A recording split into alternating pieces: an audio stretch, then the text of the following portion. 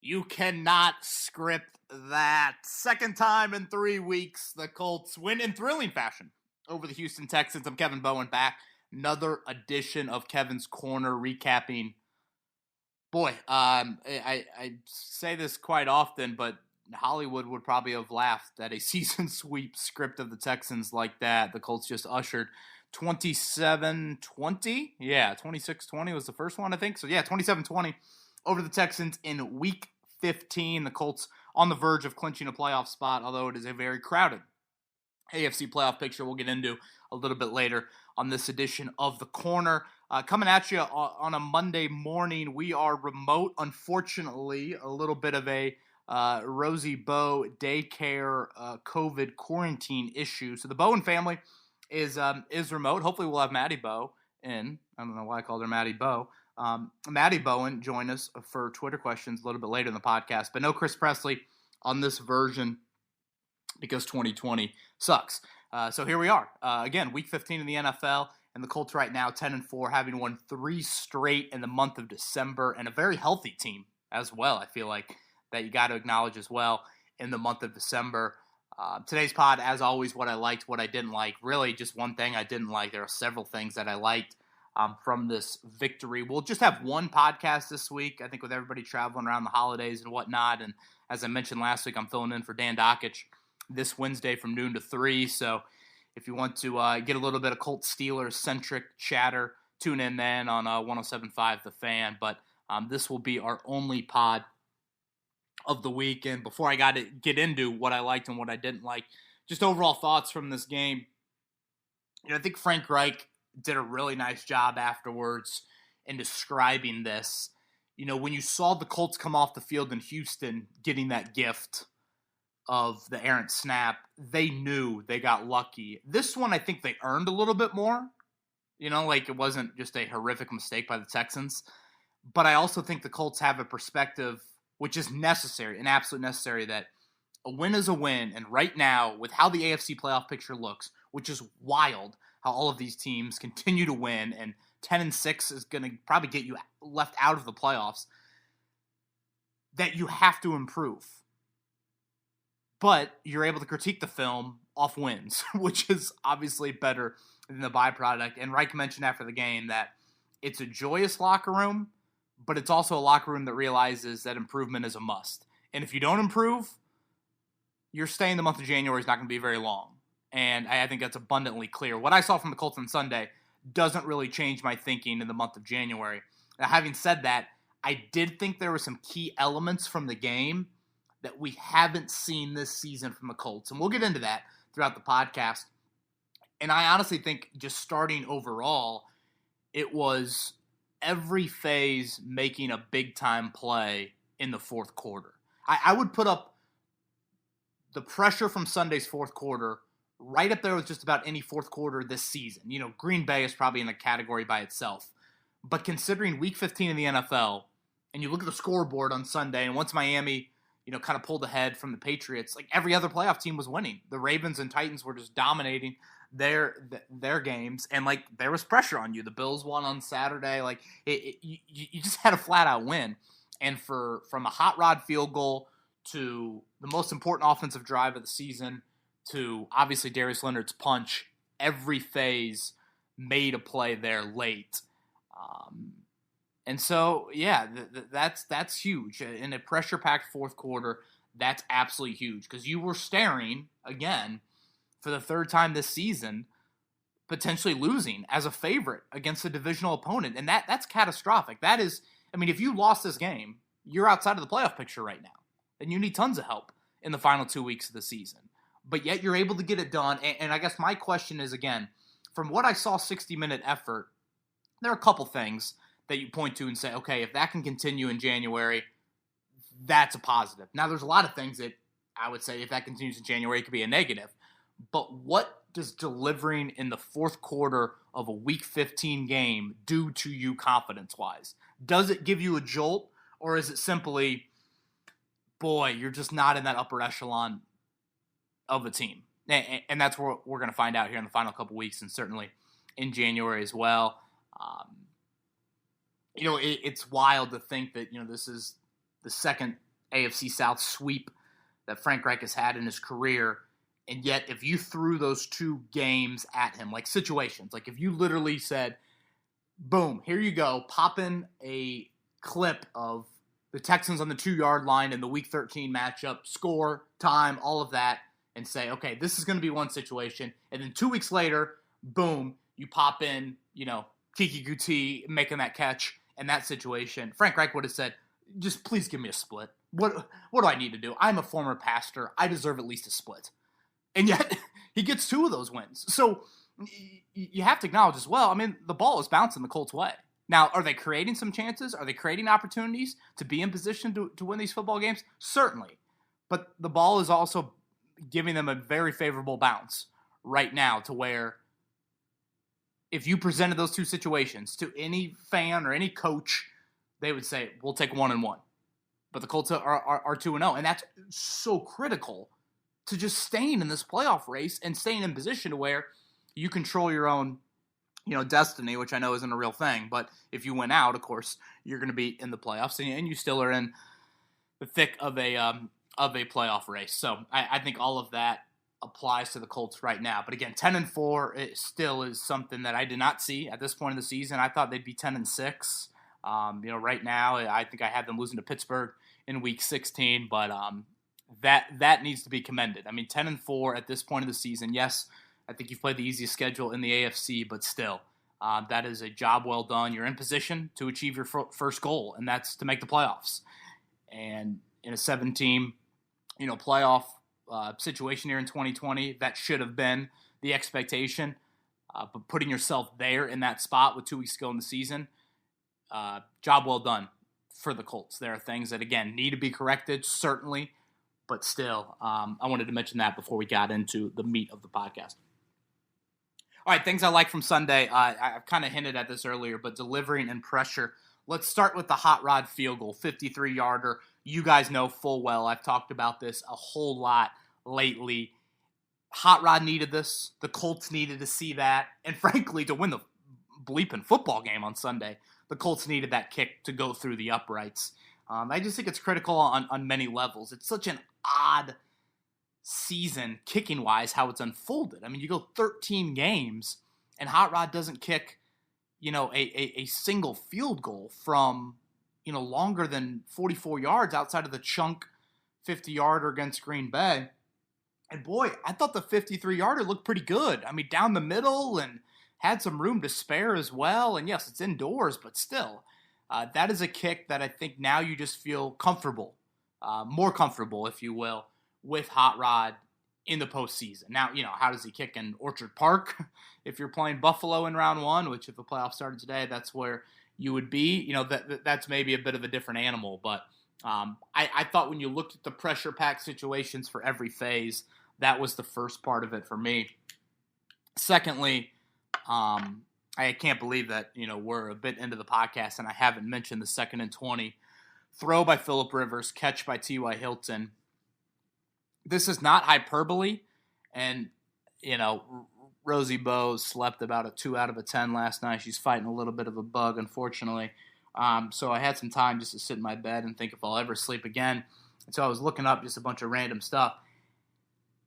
I think the 2nd and 20, throw by Rivers, catch by Hilton, was the offensive play of the year for the Colts. Again, that might sound a bit hyperbole and a bit, okay, you're saying this, less than 24 hours after a win. But the Colts haven't been in many of these situations. It's why I tweeted out before that drive started, this is one of the most important drives of the season. And it's funny, I asked Rivers that after the game, and part of my reasoning for asking Rivers is because, one, he's the quarterback of the football team, and two, I extremely value Phillip Rivers' mind because he has great perspective on those sorts of things that have a little bit more of a big picture view. And Rivers is a guy that, I don't know if you guys have watched his press conferences, he doesn't really react when the question's being asked. You don't see a lot of body language until he starts going into his answer, and then he starts, flailing around like Lance Stevenson after a foul call. But when I asked that to Rivers, he started nodding his head right away, like, oh yeah, we haven't been in that situation. And we kind of needed that. And I thought the 2nd and 20 play, the Green Bay game, maybe there's a play in there, but I can't think of an offensive play that has meant more to this football team this season. Think about the 2nd and 20. You're outside of field goal range. You just had the Pittman offensive pass interference. You're up, you're tied, 20-20, and if that ball is incomplete there, it's 3rd and 20. You're still outside of field goal range. You need to get 5 or 10 yards to get into manageable. I shouldn't even say manageable, to get into field goal range, period. And then Hot Rod's got to go make another 50-plus yarder to just take the lead. So there's a good chance there. If that ball's incomplete, you are either punting the ball away to the Texans with 2 minutes to go, and all the Texans need is a field goal, or you're trying to attempt, a 50-plus yarder to hopefully take just a 3-point lead with 2 minutes to go in the game. So what a big-time moment, and very fittingly, the daddy of the Houston Texans, which shout out to Drew. He DM'd me during the game. Phillip Rivers has, 9 kids, and T.Y. Hilton has 53 adopted children, and they all reside in Houston, obviously referencing the Houston Texans football team. It was what a play by those two. The aggressiveness to make that play call, beautiful route by Hilton, getting that cover 2 look, getting him on a linebacker down the seam, and what a throw by Rivers to take that chance there. Again, 2nd and 20, he easily could have just gone in check down mode. 7 yards, get into field goal range. Something like that. And I would have totally understood that. But no, they felt like they needed 7 there, and they took a shot down the middle of the field. And Hilton had been, honestly, relatively quiet, especially for Hilton standards, against the Texans. And what a throw, what a catch. It's honestly a good thing he didn't score, so you could run a little bit more clock, although clock really didn't come into play there on that final drive. But, man, I again, that is the offensive play of the season. Someone feel free to message me if I'm forgetting something, but it's weird how the season has unfolded. In that last year, you started off with 9 straight 1-possession games and all this fourth quarter drama. You really haven't had that this year. Now, against the Texans, you've had, again, Hollywood-type endings to those games, but you haven't had a lot of that. And I think it's important for this football team to experience that, especially offensively. Like, we still haven't seen them have to come back from truly behind with a final 3 or 4 minute drive, like down 3, down 7, but tied. And they took over, I think it was 7 minutes to go. I don't have the box score in front of me, but I think it was 7 minutes to go after the Texans tied it up at 20. And that drive itself, you had the Burton conversion early in the drive. Jonathan Taylor, who I think is just running like a totally different guy. I tweeted out during the game, I see Le'Veon Bell, Steeler-type patience in Jonathan Taylor's running style, which, again, not something I would have said, through the first 2 months of the season. And then you get behind the chains. Pittman has one of his penalties that we've seen too often here this season, and you get way behind it, and you throw a ball that just wouldn't have been thrown last season and wouldn't have been accurate at that moment either. So what a play, what a call by Nick Sirianni and Frank Reich. It sounded like it was a pretty collaborative effort there on the sidelines. It felt like that play, would have gotten the coverage that you got there. And the Texans, showed why they are the 4-10 football team that they are now. And then lastly, when I talk about delivering pressure situations, you have to throw Darius Leonard in there. It was such a chaotic play that I found myself being like, who had the strip? And Leonard is, of course, the first person that you think of. And sure enough, it was his punch coming from the backside.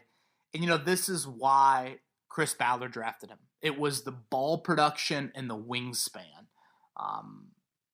It wasn't just, he's fast and he's sideline to sideline. Yeah, that's all great, but this is the first draft pick in the Matt Eberflus defensive era. And it was the Derek Brooks feel to it. And it was, this guy is going to help us take away the football. And he's done it since the first day on the NFL practice field when he picked off Andrew Luck. I think Eric Swope was the intended receiver at Grand Park. And Leonard continues to do it. And honestly, he's been a little quiet this year in those type of plays. He had the big play up in Detroit. That was in the third quarter, that strip of Stafford. But I don't think he's had an interception. And I think the strip of Stafford was his only other forced fumble. So it just hasn't been the crazy historic production. But when you're bending the most, and I mean, obviously Houston's going to go for 2 when they score in that situation. Leonard forces the fumble, but then kudos to Matt Eberflus. And you guys know what I think of this scheme, and I think it's a bit too conservative at times, and I'd like to see the defense dictate more, and I still stand by all of that. But what I probably should give Eberflus more credit for is how his unit buys into his standard of effort, pursuit, all 11 to the football.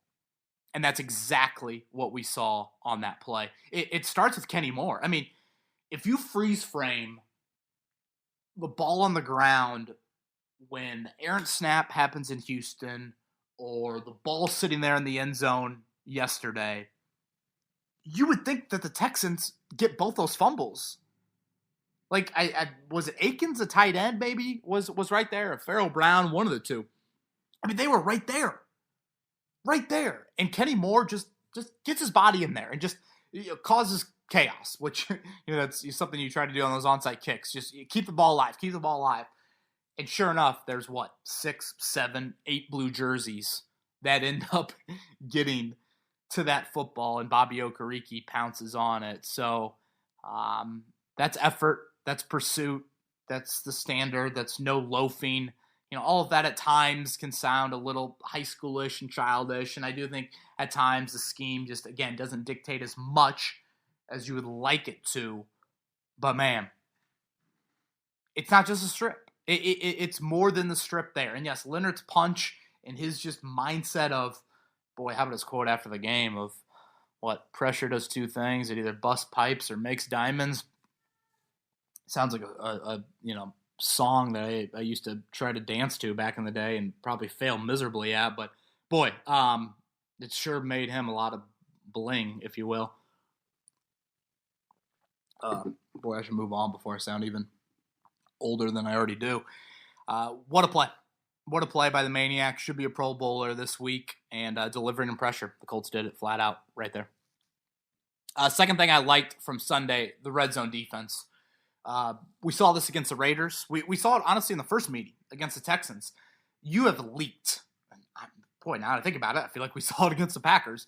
You have let, I think it's 4 straight games, over 360 yards of total offense. That should lead to more points than you've given up. But yet, you've kept it around 20 because of the red zone defense. And you were terrific in that area again on Sunday. I mean, that first red zone drive the Texans had, I mean, they just threw the ball away, it felt like.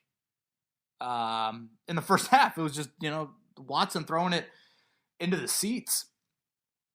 I thought it was a great challenge by Frank Reich. Challenging a spot is something you don't see a lot of coaches do. It goes against so much of kind of challenge thinking. But Frank, and he admitted after the game, he had about 4 or 5 players kind of yell at him on the sidelines. Look. That he is short. He forces 3rd and 1 then with winning that challenge. That puts a 4-9 football team into a pressure-packed situation. They cripple. They have a false start. And then you get off the field. And you force a field goal. I mean, when you think back to that game, you take away that play and the Texans convert. That would have been a 1st and goal at the 5.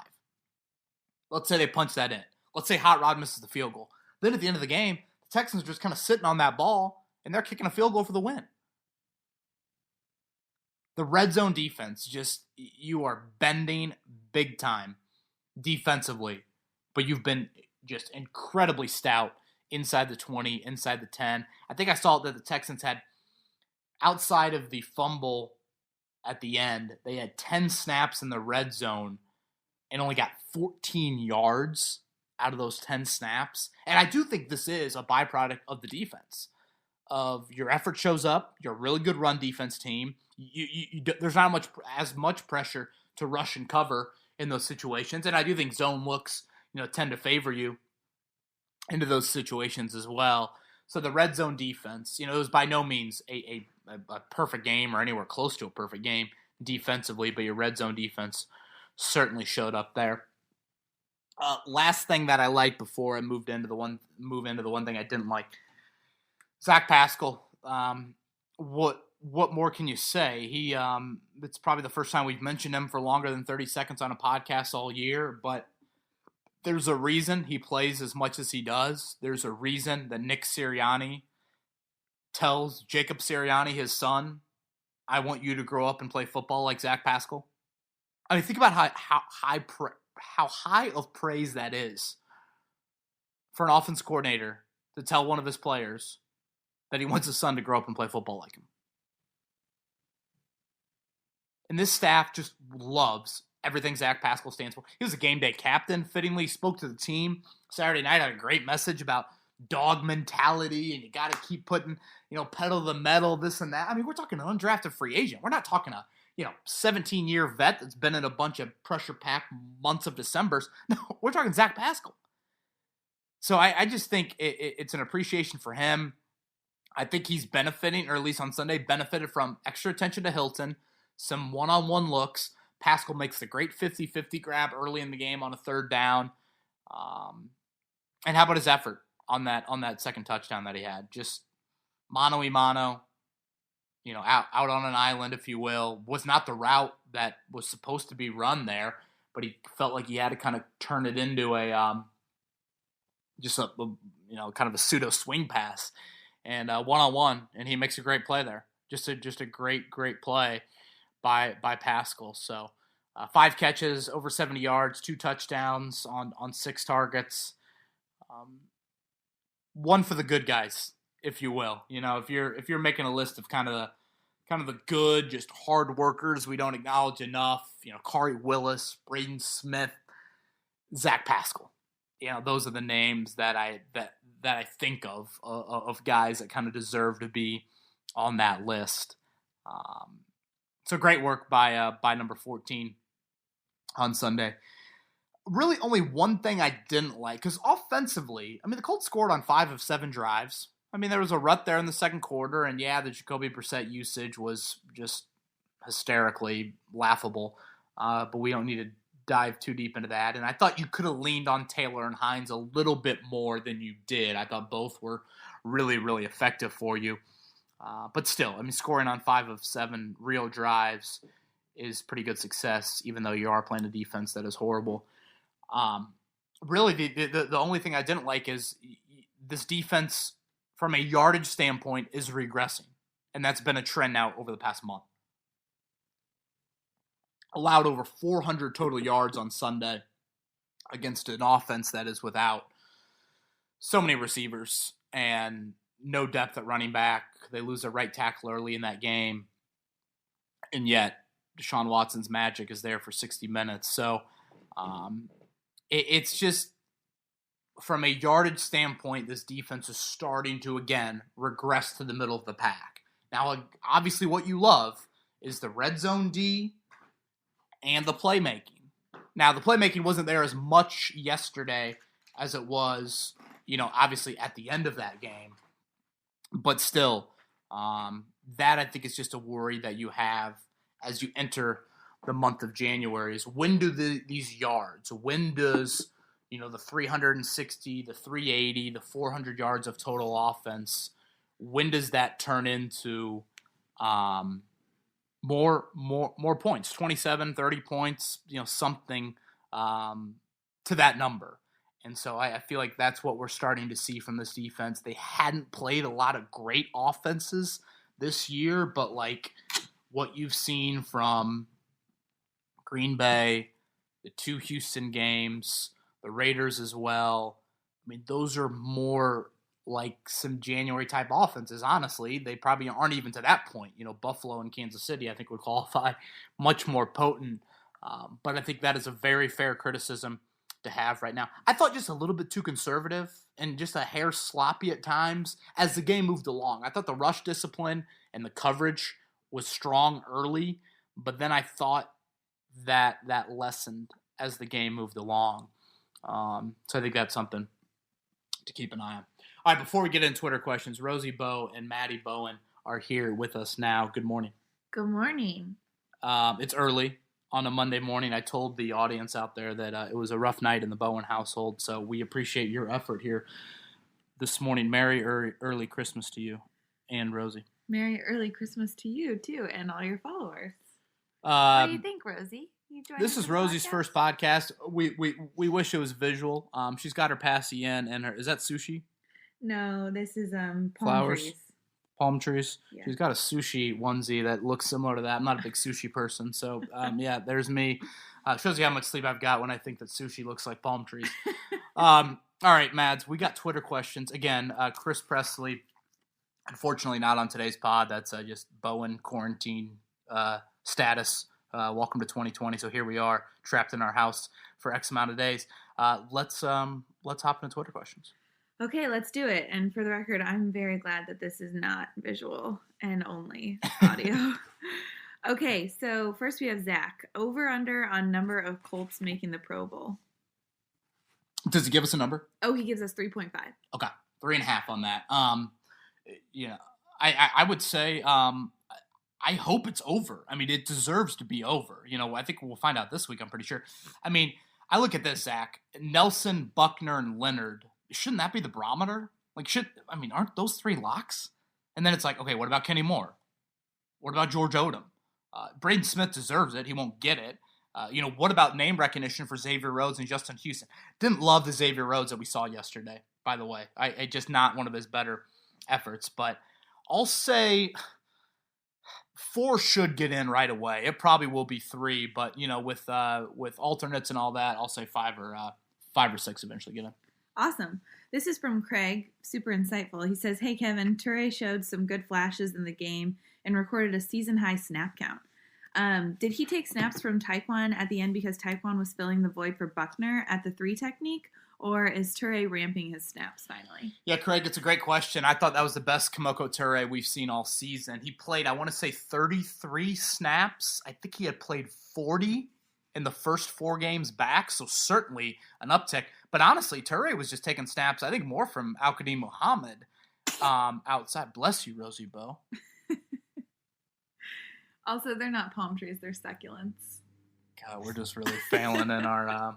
boy, this is the hell of an effort that the Bowen family giving on this edition of Kevin's Corner. We are fighting through it here. It's week 16, folks. It is not pretty. It's survive and advance mode right now. The Colts, will happily take their gifts they've gotten, and we're just trying to get to the end. This is what we're trying to do here. Maddie Bowen cannot wait to get to the end of this podcast.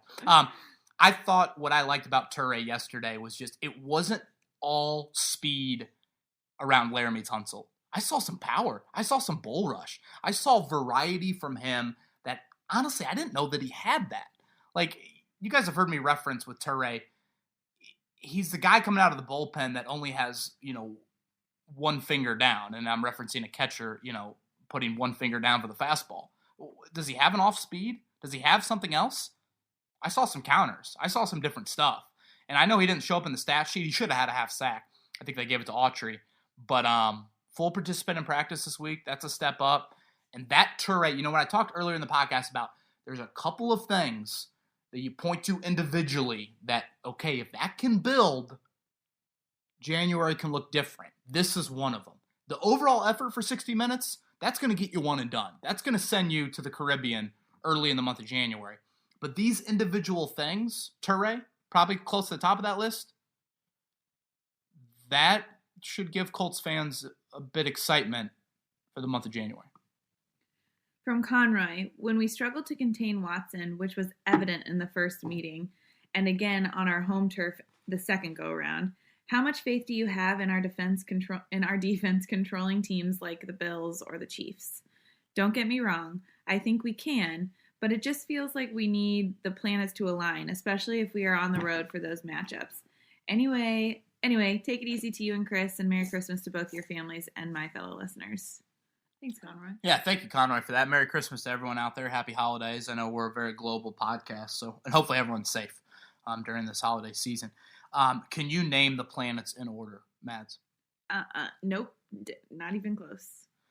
I think we go Mars, Venus, Earth. No, that's not right. Mercury, Venus, Earth, Mars, Jupiter, maybe Saturn, Uranus, Neptune, Pluto? Isn't Pluto not a planet anymore? We are losing listeners by the minute, so we'll move on here to Conroy's question.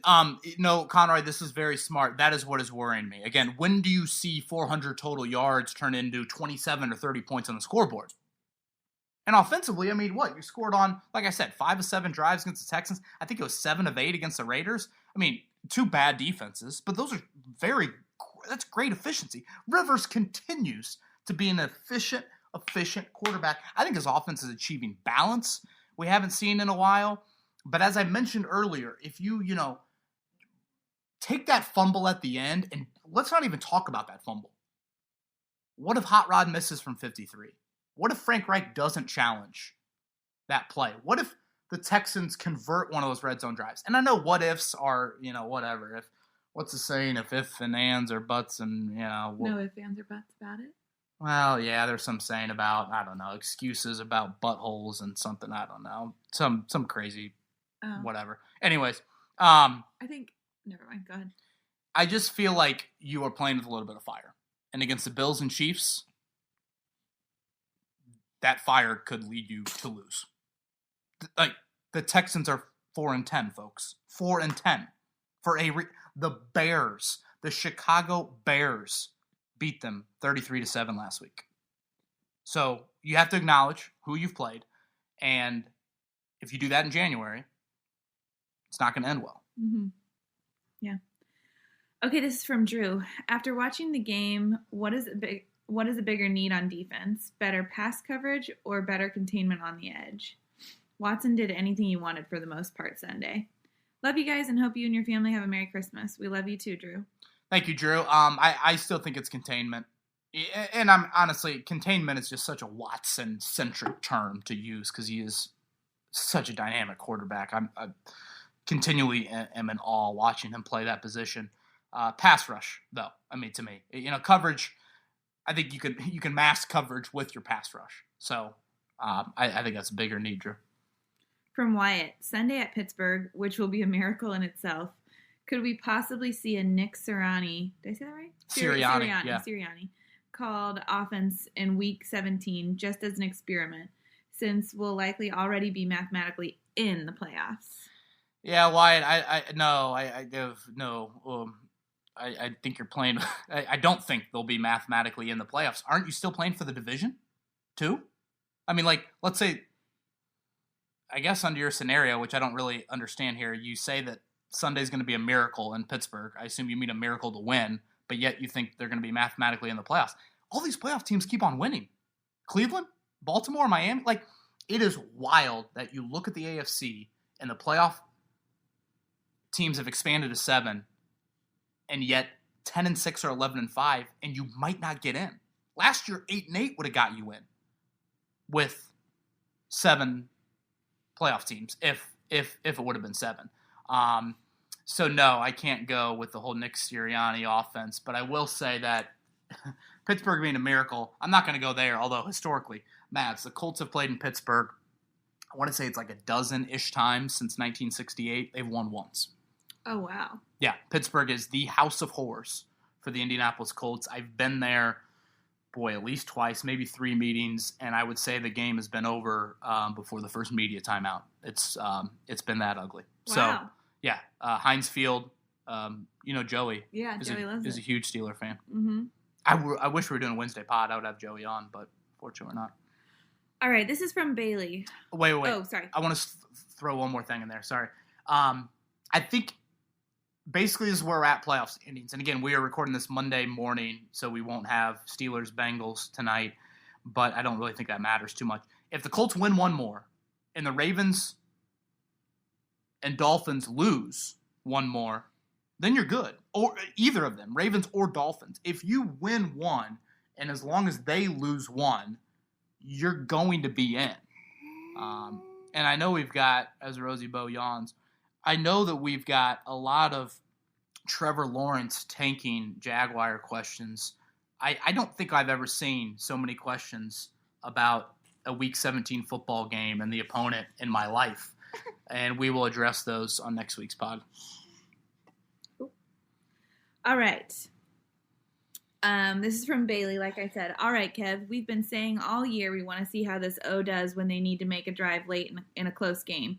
That last drive, 75 yards, took off 5.5 minutes. That's extremely efficient football coming at the most important time of the year.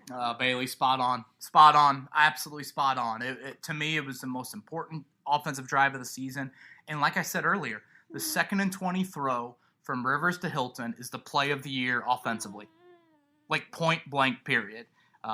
You have to love the variety on that drive. You got a little bit of Taylor. You got behind the chains. You had Burton early in the drive.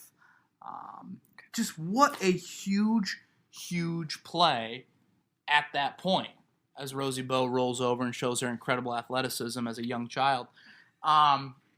Just huge, huge. Now, it's I don't blame the Colts for this. It's just kind of wild how the season has unfolded. Selfishly, I think you'd still like to see it. Okay, down 3, down 7. How do you handle that pressure? But this is still more pressure than they have had all year long. And they delivered. Like you said, 75 yards, took 5.5 minutes off it, finished it off with a touchdown. Hot Rod makes the extra point. I mean, all of it. Just a huge. That's a big time drive. That's a drive. That's just big time. Big time. Was the Hot Rod nickname his nickname before he came to the Colts, or is that new? No. That is a big nickname before. So he went to Georgia, which, as we know, the SEC, it's football, religion, family. Yeah. I think is the order that it goes in that country. So they worship him. I mean, loudest cheers of any Georgia football player, Hot Rod. Got it. I love that nickname. You love seeing him on the sidelines, don't you? I do. I just think he's so cute. Cuter than me? No, never. Okay, this is from, where are we? This is from Kevin. Hey, Kevin. I have a 2-part question. Why doesn't Eberflus adjust the coverage in certain situations? Why not have a tighter coverage on a 3rd and short situation? Yeah, Kevin, I don't know if I agree with these statements as kind of blanket. Like, yes, I thought there were some things that were too conservative, but I also think that Eberflus has adjusted things more. Could he adjust things even more? Sure. But I do think he's been a little bit more willing to adapt this season. I don't know if you guys saw this, Deshaun Watson said after the game that he, talked to Eberflus on the field afterwards and was like, you did a lot of things differently from that first matchup, which, again, that's the adapting and the ability to adjust that you want to see. I also thought it was interesting. I don't know if as Rosie Bowe just gets her morning stretching in, I also thought it was interesting that Eberflus talked about how he had a 20-minute conversation with each position group throughout the week. D-line, linebackers, DB saying, okay, what did you learn from facing Deshaun Watson that first time? I think that is really, really critical to helping, just first off, I think it's really important to rely on your players for that. Like, that's good coaching 101. And obviously, I think it's just important when you're facing a guy that's that dynamic to learn from every unit, because so much of it has to coexist to be able to limit such a talent. Awesome. This is from Cameron. Cameron says the whole season has been a push to make the postseason. With that in reach, how many, if any, playoff games could you see the Colts winning? Yeah, Cameron, I still think 1 is the ceiling. I mean, right now, again, if the playoffs started today, you'd be at Buffalo. I mean, Buffalo looks damn good to me. They look really good. And how great was that scene for Bills fans coming back when Buffalo landed back in Orchard Park on Saturday night after the win over Denver? First division title since the 90s. Bills fans are the best. They are. I'm sorry, Colts fans. Bills fans are nuts. I love them. I just love their passion. I love passionate human beings, and I think good for the Bills. Not a lot of social distancing going on at that airport, by the way, but whatever. Okay. I still feel like it's just 1 is kind of the ceiling. Now, what happens if you get home field? What happens if you win the division? That could change, but I feel like the defense it's playing with fire a little bit. The offense is certainly moving it better, but it's against these defenses that you probably aren't going to see in January. I just think there's more pressure right now on this offense to really, really show up Now, it's done that, but that is a bit worrisome to me. Okay. Because you're bending very hard against 4-10 football teams. If you bend against 11-3 teams or 10-4 teams, to steal a term from Darius Leonard, pressure can bust pipes. Have you ever heard that phrase, by the way, Matt? Darius Leonard said after the game, pressure does two things. It busts pipes or it makes diamonds. Oh, wow. No. I believe that's in a song. Huh. No, I like it, though. And I agree with it. What do you think you do under pressure? Make diamonds or bust pipes? No, certainly make diamonds. Could not agree more with that statement. All right, who we got next? We got Casey next. He says, would this current roster be a Super Bowl contender with Watson at QB? Oh, yeah. Yeah, I mean, Watson's a stud. It's the stuff he does off script. And this is no, knock on Phillip Rivers in the season he's given the Colts. It's been a job well done for Rivers this year. He's been an extreme upgrade, but Watson's at a different level. I mean, look at the talent around him. It's just, he is a special, special talent. And it's, Watson, Trevor Lawrence in this division for the next decade. Well, hopefully we're still a contender, even with Rivers. Okay. And I'll say this about the playoffs, Matt. Just get in the dance. I mean. Yeah, from there it's just like you said, survive in advance. And we all have been to dances in our day. You never know. A girl could maybe mistake you for someone else, and boom, now you're dancing with her. Who knows? If Colts have gotten a couple of those bounces lately. You never know. Boy, I think she thought I was Chris, and I ended up being Kevin, and hey, sure enough, I got a dancing, and then the next song happened, and I was still dancing. Give yourself weird stuff happens in the end. Weird stuff happens in sports. I tweeted it out. Sports, when that fumble happened. It's just, the ball is not shaped like a normal bouncing ball. That's why we love football. The ball bounces weird ways. I love it. All right, this is from Niles, who saw another stat today that said the Colts have the second fewest missed tackles this season. He will ask again, is this the best tackling D in Colts history? Boy, Niles, it's a great question. I'll say this. I don't know if my historical Colts can go that far back, but it's a damn good tackling team. And really, it starts at the back end to me, where guys can be a bit susceptible. Now, Julian Blackmon, Kenny Moore, they've missed some tackles as of late. But for the most part, those guys, Kari Willis, they are great, great tacklers. Rhodes and Rock, I don't think they're and TJ Carey played a ton of snaps yesterday. Played a lot more than Rock, but it's a very sound tackling. And in this defense, when you're going to give up completions, you've got to be a sound tackling team. And I do think the Colts are that. Awesome. Okay. From Jason, despite the 5 sacks, there still seems, I think, to be a lack of pressure most of the game. I know Buckner was limited, but he wasn't last game with the same story. Is this fixable, or is this what the team is? Well, let me say this, Jason, first. I think rushing Deshaun Watson is such an outlier. It's just, he is a guy that holds on to it. He's a guy that extends. I mean, you're going to face Ben Roethlisberger on Sunday night, or I say Sunday night because I feel like it's that important of a game, but it's Sunday afternoon. That dude gets the ball out quicker than anybody in the NFL. I think it's 2.29 seconds. Watson holds on to it a little bit longer, and obviously, he's scrambling to throw a whole lot.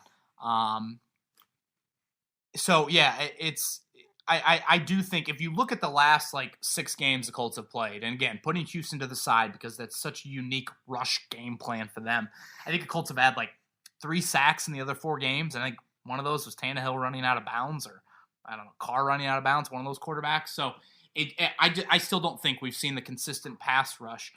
And I was never going to evaluate this Sunday's game off that. Now, individually, Toure showed me a little bit more, like I was saying earlier. And I do think we need to mention DeForest Buckner. We probably have waited too long on the podcast for that. That dude was hurt. That dude played a season-low snaps, and that dude had 4 quarterback hits and 3 sacks. I mean, freak, stud, all-pro. Toughness, his effort on that final drive. I mean, he had that sack that got Houston behind the chains and forced them to go for it on that 4th down. So, I mean, Buckner got hurt in Thursday's practice. He's working out at 10 a.m., and that was iffy, and he got it out big time. I love this Twitter name. This is from Colt Maniac. When things are working, we seem to go away from it offensively. Why do you think Frank tries to get cute when we don't need to? Sometimes old-fashioned, hard-nosed running is what you need. Thanks for your thoughts. Enjoy the pod. Well, thank you for the question, Colt Maniac. The Jacoby Brissett play, again, I don't know what the hell that was. And honestly, I don't, like, the play seemed to be designed to work. But still, putting Brissett in that situation, like, come on. That's like asking Kevin Bowen to make a 5-course meal for his family on Christmas. Like, what do you think was going to happen? Did you think you were going to get Bob Evans mashed potatoes and mac and cheese? Like, that's what you're going to get. Like, which, I mean, that's a damn good meal for me, but you're not going to get shrimp and, souffle and some crazy salad. Like, you're going to get mediocre stuff, and that's what that play was. I don't know what that was. Yeah, it's just a little bit too cute. There's a lot you like with Frank, and I've stressed that a lot, but it is just a little bit too cute. The whole Brissett usage on that play, I'm pretty sure it was a 1-possession game when you did that. That's a play that I'm like, you're up 2 scores on the Raiders 2 weeks ago. Throw that in there and put that on film. Put that on film that, like, okay, now a team has a game plan for that. Yeah, again, I thought maybe you could have focused on the ground game a little bit. If I'm going to nitpick on Sunday, it was the 31st ranked run defense and things like that. But one note I did want to mention on Jonathan Taylor. The Colts had this after the game. It's a great note. Taylor has now rushed for over 80 yards in 4 straight games. There's only 3 players in the NFL that have done that this year. I mean, 3. And Derrick Henry isn't one of them. Dalvin Cook and Nick Chubb are the others. I mean, Taylor is, how he's running looks different. As I said, Le'Veon Bell, Steeler level patience. We have Jeff Saturday on the Monday morning show every week, and he mentioned early in the year how Taylor is getting what is blocked. Like that's the maximum amount of yards he's getting. He's flipped that. He's creating more on his own, and I think the rookie is really, really stepping up. All right, we got about 5-ish more here? Yep. Let's go rapid fire. Oh, okay. All right, cool. So, Damon. Are you saying we need to move along? Yeah. Okay. Damon, he loved the energy at Lucas Oil Stadium. That last drive was electric, which I agree with. But besides that drive, he feels like Watson seemed to have his way and moved the ball a lot today. What did you see, Kevin, that attributed to that? And Mads, whenever you got to go, you exit, wish everybody a Merry Christmas. Rosie Bo says Merry Christmas, and I'll try to steer the ship home. Okay. Okay. I thought the rush discipline and the coverage, again, just a little bit not as crisp. And I mean, Watson can expose that in a hurry, in a hurry. And it's interesting, like, how you feel about this defense right now. When you look at the playmaking that they consistently, again, have had throughout this season, it's just one of those things where it's like, what if this is going to be there through the month of January? I mean, that is just like huge. If that is like what is going to be a consistent aspect of this football team, but if you don't have a Kenny Moore crazy interception, if that ball in the end zone is recovered by the Texans and now it's, back at the 2-yard line or whatever, I mean, that is all, that's all of that is something that you can hang your head on. Cool. Let's try to get all these questions in, Mads, but again, when you have to scatter, you scatter, and I will bring it home. So just keep on going in order. Okay, cool. All right. Sorry to rush the pod, y'all. Okay, so this is from y'all. I don't know. That's your South Carolina coming out. Where I didn't ever go. Right. I think Kevin's referencing that I wanted to go there for college. Okay, so John, assume a world where the Colts did not draft JT and instead targeted another position. Marlon Mack gets hurt week 1. Do you rely on Hines or Hines/Wilkins all season, or would you sign a FA like Bell, assuming he's still released by the Jets? Free agent. Yeah, free agent. Your favorite JT, Justin Timberlake or Jonathan Taylor? Justin Timberlake. But Jonathan Taylor, when did he do so good? Was it 2 games ago? Well, he's been pretty good. Yeah. I mean, I think it was 2 games ago that it was like every single drive. Yeah, he's a really nice kid too. Seems like just a great guy. I think they would have signed another running back, John. Lamar Miller, is a guy that worked out. Would you have kicked the tires again on Jonathan Taylor? But certainly you would have relied a lot on Hines and Wilkins. But some other running back would have had to have been in the building, even throughout the offseason. Just from a training camp standpoint. From Alex, I agree with you that Paris Campbell isn't coming back this year. Oh, I kind of forgot about him. I know. And this staff loves Paris Campbell. They love Paris Campbell like I love you. Oh, wow, that's a lot. Yeah, and Rosie. So for 2021, do you think his injury history puts him on a short leash, or does his skill set give him a little bit more room for error/injury? Hope Santa is good to Rosie. Thanks, Alex. What did Santa get Rosie? You wouldn't know, would you? Well, shout out to all the moms out there. I kind of do my shopping late. You'll have to see. Okay. All right, Santa. Thank you. Short leash. His contract's for 4 years. It runs through 2022. I see no reason why you would cut him or something like that. Again, this staff loves him, and he brings such a unique element to this offense that I think you're going to ride it out. I mean, you're 2 years into it. It's not like a huge contract by any means either. Yeah. Do you think Rosie was happy Notre Dame made the playoff? She was sleepy in that moment. But now I think she's happy. I think she's happy. Is that we want Bama? Or are you saying we want Bama? She's saying, Mom, can you take me to go eat? So I'm going to do one more Twitter question. Okay. This is from Jake. If the Colts go 11-5 and miss the playoffs, how should this season be viewed? Well, first off, it's crazy that this is even possible, Jake, that they could go 11-5 and miss the playoffs. Yeah, it's just wild to think about that. I think it's disappointing. Yeah, I do. 11-5 is 11-5, but again, 7 teams make the playoffs. So 7 teams in the AFC found a way to go 11-5 and better. And I just think it's important for this team and this younger core to get into the postseason, get a win, build a culture about January and start establishing that. Yeah, you did it 2 years ago, but there's a lot of contributors that weren't on this team 2 years ago. And I just think that would be well served for this team to taste that again. But, 11-5 and miss the playoffs, again, people will point to 11-5 and be like, okay, that's better than people thought. But when you have the easiest schedule in the AFC and nearly half the conference is better than you, that's disappointing. But I would be stunned if they miss the playoffs still. I think you're going to get help from Baltimore and Miami, even if you don't win out. Cool. Well, thanks, crew. Sorry about my half-assed engagement in this podcast. I want to come back and really give it my all here in a few weeks. Don't say that if you don't mean it. I do mean it. Okay. Yeah. Good. All right. But I gotta run. Merry Christmas, Mads. Merry Christmas.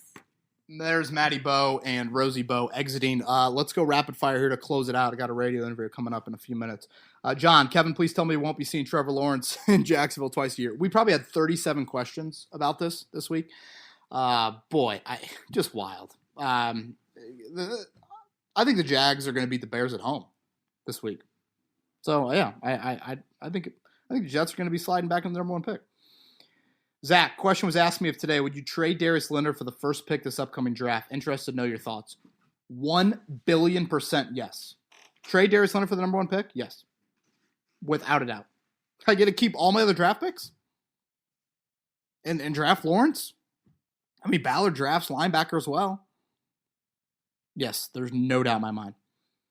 Victor, from the fun aspect, what teams and matchups do you want to see in the AFC playoffs? Well, first, I can't wait for the playoffs. Just point blank, period. I can talk myself into any matchup. Seriously, it's 2020. We're going to have the NFL playoffs in less than 2 weeks. That's awesome. But, really, even the Browns and Dolphins, Baker, Tua in the playoffs, that's awesome. Spoken word, not sure if you've been keeping up with the Washington football team, but Montez Sweat is coming a key part of that dominant front four. Is it too soon to revisit that trade where we essentially passed on Sweat for Rock and a future second? I think it was Pittman, actually. If we could have gotten Sweat and used our own second to get Pittman and not Taylor, do you still do it? I think it was Montez Sweat for Banagoo and Pittman. But yeah, I think Montez Sweat, I want to say like 7 sacks, 8 sacks, maybe his first 2 seasons. And, that was just a red flag thing that the Colts had. And I remember that draft night, Joey Molinaro and I recording that pod at the Colts complex saying we will judge this draft off Montez Sweat's resume, and what he does. But basically you've gotten... So you traded back, but I think the Rock Yassin pick was from the Jets trade. I think it was Pittman and Banagoo who you got off that trade. Now, look, if you don't have that additional second-round pick, do you take Chase Claypool at 44 this year and hope Marlon Mack doesn't get hurt? I don't. Gosh, hindsight with drafts just make me laugh. All right, Louisiana guy, who do you think would win out a tag team wrestling match? Quentin Nelson, Anthony Costanzo, Ryan Kelly? Versus DeForest Buckner, Grover Stewart, and Justin Houston. Love the pod. I'm taking those defensive guys. They're just quicker. Buckner's got so much stamina. Tyler, hey Kevin, which 2 or 3 players can you attribute to the added wins this season? Examples like Phillip replacing Jacoby, the rookie class stepping up, DeForest added to the team, Rodrigo replacing Vinny, Rhodes playing at a Pro Bowl level, etc. Boy, all of them deserve a credit for sure. Obviously, I think Rivers and Buckner fall into the biggest category. But, you make a great point about Hot Rod over Vinny. Julian Blackmon over Hooker. I felt like the Colts would be, I don't know. I thought they'd be like 2 to 3 wins, better with the additions of Rivers and Buckner specifically. But it's like when you break down some of that stuff, like, haven't they been a full win better at kicker? It's just, I feel like we probably should give a little bit of credit there. All right, 3 more before we round it out. And thank you to everyone for tuning in to this kind of jumbled version of the Kevin's Corner pod. Matt, secondly, already with 2 more wins than last season. Make it 3 more wins than last season. Matt obviously sent this in before Sunday.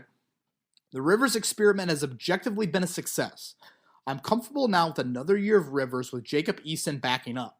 But it seems rather than draft a quarterback in 2021, fans are leaning toward a new vet and Eason combo. I think due to our draft position and medium investment in Eason, Ballard's staff perhaps sees something we don't, and we should see what we have. Perhaps a Josh Allen type. Huge arm, but inaccuracy issues in 2022. Coaching and upside leads to a remarkable improvement in 2023. What do you think? Well, I appreciate the thoughtful question, Matt. But let's remember, Josh Allen was the 7th overall pick. I'm pretty sure the Bills traded up for him. Jacob Eason was the 122nd overall pick. So I just, like, draft position, those are 2 different talents. In draft position and where you are in the order, it cannot influence how you view your needs. Again, watching Deshaun Watson twice in the last 3 weeks, I tweeted out yesterday, it just makes it more abundantly clear how critically important it is to find the future quarterback. Like, Eason was a 4th-round pick. Listen to Chris Ballard talk about him. Could he temper down expectations anymore? Teams trade up. Rams, Chiefs, Eagles, Texans. They just do it. Zach, hey, Kevin, love the pod. Hope you and the family are healthy. My question to you is about the priorities coming into the next offseason. I know you've said in no particular order that quarterback, left tackle, and edge rusher are the main priorities. The question is, how should the Colts approach filling these needs? I personally think trading up in the draft for quarterback and possibly looking for a tackle or edge rusher via free agency. Curious as to your thoughts to the approach on how Ballard will use his salary cap and draft capital. If you're going to stand pat draft-wise, I think it's still quarterback round 1. I'd probably go edge over left tackle in round 2, which is not something I would have said. Maybe the Nelson experiment leads to something. But I think developing a tackle is an absolute must with a day 2 pick. I just think you got to maybe take more of a chance on an edge rusher. And then I would say a wideout, at least in free agency, in some capacity. Hilton, a re-sign, or, one of the free agents. And then I also just think a later round pick at wideout as well. I know you haven't drafted well that position, but you got to keep on taking shots. All right, last one to round out the pod, Trep. Hey, Kevin, if Colts don't draft a QB this upcoming draft, is it safe to say they have high hopes for Eason? I'm team draft a quarterback this next draft. The Colts most likely will not be able to draft Fields or Lawrence. If you had to choose between the second tier of QBs, Zach Wilson, Kyle Trask, Trey Lance, Mac Jones, who would you choose? I'd probably choose Wilson, although I don't know how much second tier he is. I don't think he's moving on up. But I guess, Trep, my question is, what are the Colts' high hopes with Eason? Like, he literally threw maybe 40 passes in training camp. Maybe. And he's had 4 scout team practices all year. Like, he doesn't take a lot of reps in practice. I just think he needs game reps. Got to have it. And he's just been so stunted by this offseason. All right, everybody. Appreciate the questions. For those of you that have sent in kind of some bigger picture questions, I'm saving a lot of those just for future pods. I don't want to just throw out 30 different offseason type questions every pod. I do want to get in, about a half dozen to around 10. So that's what we did here on this podcast. So that'll continue to be the format moving forward. Next week we'll be back. We'll have a couple pods as usual, Monday, Wednesday. My early thoughts on the Steelers. I think it's a very winnable game. I think it's a short week. I think that the Pittsburgh is struggling running the football. I don't think the history in that stadium should have a bearing on this game. Pittsburgh's not really playing for home field as much as maybe like Green Bay is against Tennessee this coming week. I mean, yeah, Pittsburgh still has an outside shot depending on what happens tonight, but they need a lot of help to get that home field. So I just think the sense of urgency, I think the Colts will be competitive in that game. So I'm really looking forward to it. For sure. So everybody, have a great Christmas, happy holidays, stay safe. This has been just an absolutely crazy, crazy year. And I speak for Chris and I, and really, even when I had Maddie on the podcast earlier, just thank you guys for your genuine listenership and your loyalty to this podcast and to all of the content that we produce. It means a lot, and it's very much appreciated. Beers with Bowen we will have, again, if the Colts make the playoffs. Kind of pencil in Thursday, January 7th into your calendars. That's Rosie Bowe in the background, if you can hear her. She says Merry Christmas. She says we want Bama. Everybody have a great week. Stay safe, and we'll be back next week with another edition of Kevin's Corner.